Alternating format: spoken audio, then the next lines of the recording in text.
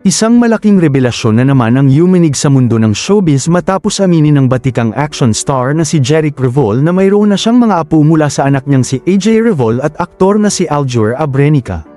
Sa unang pagkakataon, walang paligoy-ligoy na inilahad ni Jeric ang katotohanang matagal nang ikinukubli ng dalawa. Ayon sa kanya, hindi na niya kayang itago ang saya at pagmamalaki bilang isang lolo. Matapos ang mga taon ng espekulasyon at pagtanggi, dumating na ang sandali para ipakita sa publiko ang totoong kalagayan ng kanyang pamilya. Masaya ako dahil mayroon na akong mga apo, ani Jeric.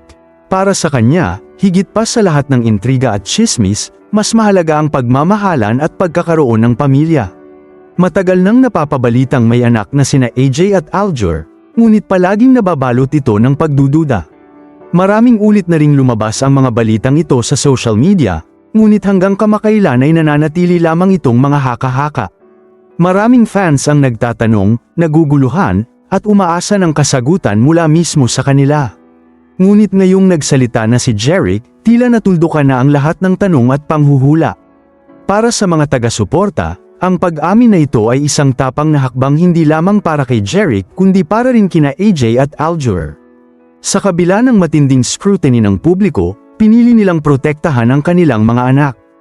Ang desisyon na ilayo muna ang kanilang pamilya sa spotlight ay patunay na inuuna nila ang kapakanan ng kanilang mga anak kaysa sa kasikatan. Ngunit hindi rin maiiwasan ang mga batikos. May ilan na nagsasabing dapat ay noon pa nila inamin upang matapos na ang mga usap-usapan. Mayroon ding naniniwala na tama ang ginawa nilang pananahimik, dahil hindi lahat ng bagay ay kailangang ipaalam agad sa publiko. Ganito talaga sa showbiz, hati ang opinyon ng mga tao. Anong masasabi ninyo sa balitang ito? Magkomento sa ibaba at huwag kalimutang mag-subscribe for more videos.